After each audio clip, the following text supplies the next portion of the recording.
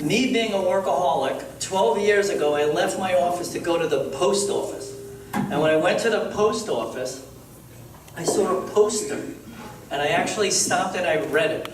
And it was this poster talking about this blind, autistic, brain-impaired girl who could play any song on the piano.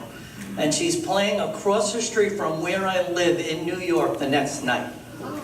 The minute I read it, my mind went back to work, I forgot the whole story, and I went back to work, as if this never happened.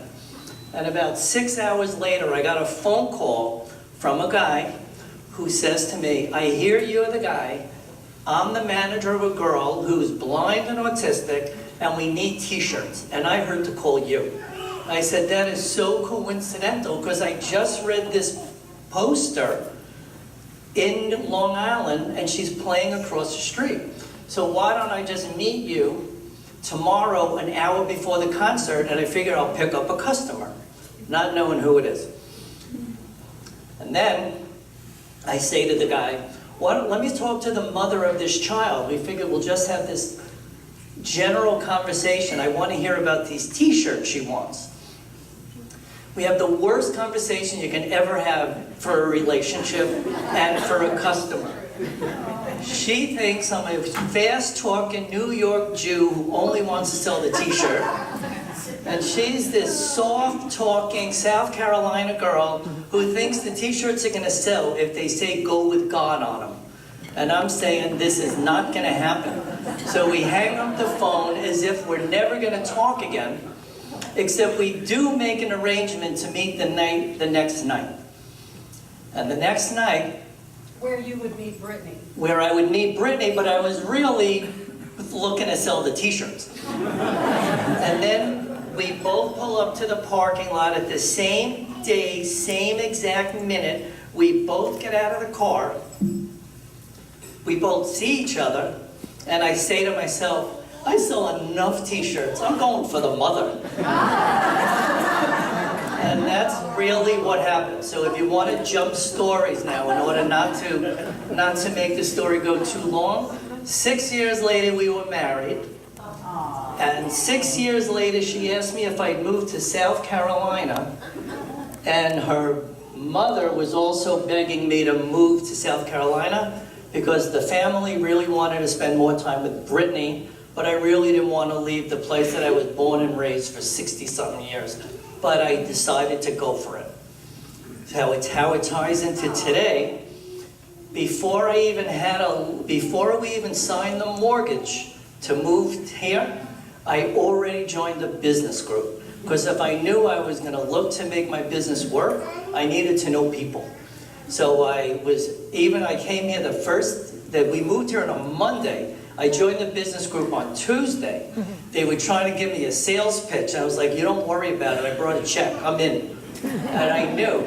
And I believed in the concept so much that when my father-in-law wanted to work with me, I signed him up for a group. So the reality is, once I was in the group, I told the group, I've got this crazy story, and maybe we could do a holiday community event for free with food and Brittany. They were on board. So in all due respect, I want to thank the group for believing in me that I had an idea. I thank the Daily Grind for bringing all the food to feed you today, and the town of Chapin for allowing us to have the room.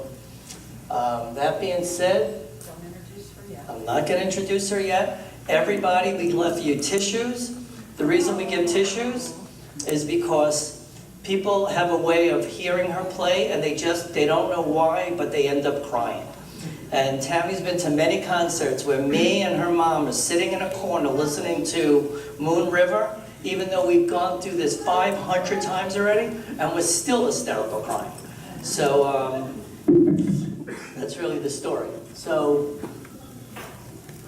I'm introducing Tammy Maier, who's coming up, and Tammy Maier is going to come up. And thank you for coming.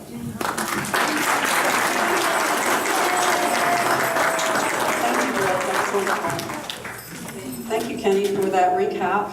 It's quite a fabrication you came up with. But I bet they all bought it. I wanted to come up here before Brittany for just a minute because we have some seats to fill in here. The first thing I want to find out is, do we have BNI members here that are part of the Chapin BNI? Please raise your hand high if you are. Okay. You're back there at the very back table. Could you come up here, please?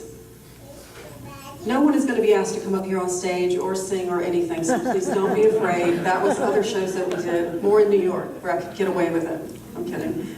Yeah, come on forward. If you're part of BNI, I'd like for you to come up front. If you're seated in the back with BNI and you'd like to be in the front, please come forward.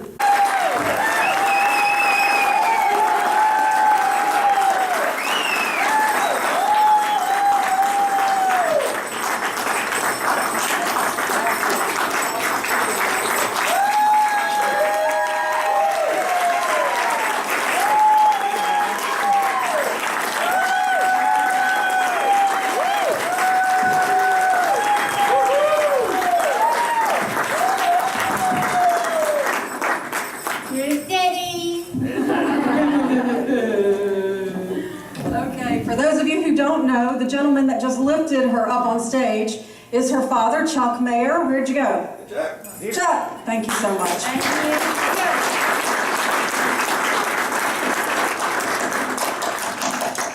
A round of applause or by raising your hand at the same time.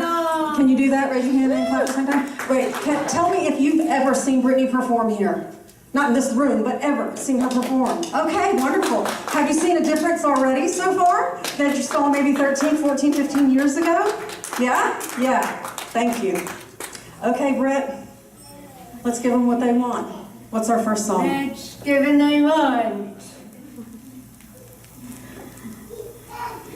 One more round.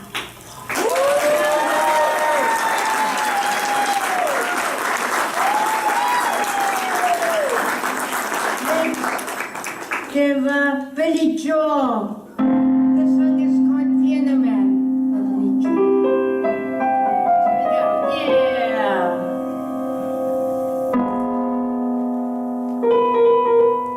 When we do a performance, what we really are doing is extending our living room to the group of you. So rather than wear our pajamas or our sweats, we decided to get dressed up a little bit more than that, but you're still just like you're in our home. So please,